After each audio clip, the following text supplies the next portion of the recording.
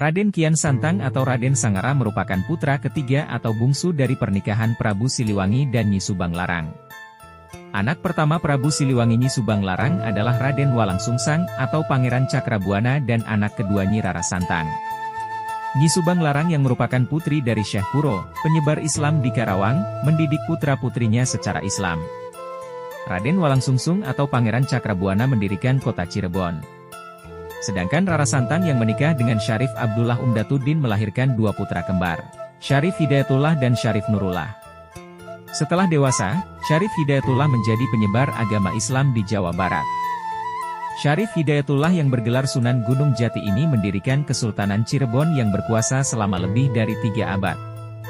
Sedangkan sang paman, Raden Kian Santang yang memiliki nama lain Syekh Rahmat Suci pun menjadi penyebar Islam di sebagian wilayah pegunungan Jawa Barat hingga akhir hayatnya.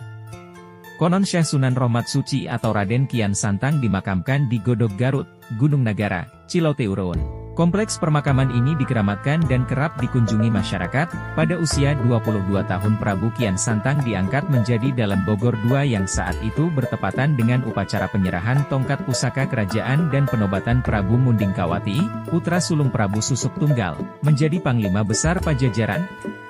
Guna mengenang peristiwa sakral penobatan dan penyerahan tongkat pusaka kerajaan Pajajaran tersebut, ditulislah oleh Prabu Susuk Tunggal pada sebuah batu. Prasasti itu dikenal sampai sekarang dengan nama Batu Tulis Bogor. Peristiwa itu istimewa di lingkungan Keraton Pajajaran. Prabu Kian Santang merupakan kesatria gagah perkasa. Tidak ada yang bisa mengalahkan kegagahan dan kesaktiannya. Akhirnya Prabu Kian Santang meminta petunjuk kepada ayahnya Prabu Siliwangi untuk mencarikan lawan yang dapat menandinginya.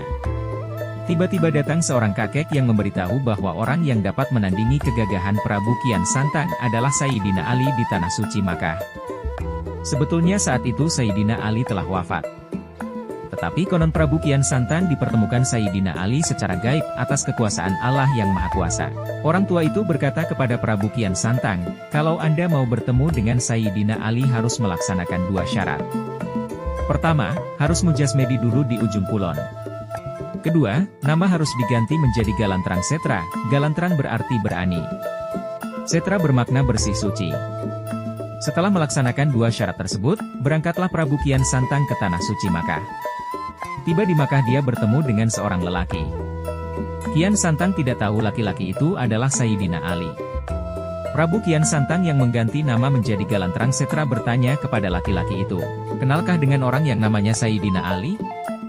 Laki-laki itu menjawab kenal dan bisa mengantarkannya ke tempat Sayyidina Ali. Sebelum berangkat laki-laki itu menancapkan sebuah tongkat ke tanah, yang tak diketahui oleh Galantrang Setra. Setelah berjalan beberapa puluh meter, Sayyidina Ali berkata, wahai Galantrang Setra, tongkatku ketinggalan di tempat tadi, coba tolong ambilkan dulu. Semula Galantrang Setra tidak mau, tetapi Sayyidina Ali mengatakan, kalau tidak mau ya tentu tidak akan bertemu dengan Sayyidina Ali. Terpaksalah Galantrang Setra kembali ke tempat bertemu, untuk mengambilkan tongkat. Setibanya di tempat tongkat tertancap, Galantrang Setra mencabut tongkat dengan sebelah tangan, dikira tongkat itu akan mudah lepas. Ternyata tongkat tidak bisa dicabut, justru tidak sedikit pun berubah. Sekali lagi dia berusaha mencabutnya, tetapi tongkat itu tetap tidak berubah. Ketiga kalinya, Galantrang Setra mencabut tongkat dengan sekuat tenaga dengan disertai tenaga batin. Tetapi bukan tercabut, justru kedua kaki Galantrang Setra ambles masuk ke dalam tanah, dan keluar darah dari tubuh Galantrang Setra. Ternyata laki-laki yang baru dikenal itu adalah Sayyidina Ali. Setelah tahu, Prabu Kian Santang pun takluk.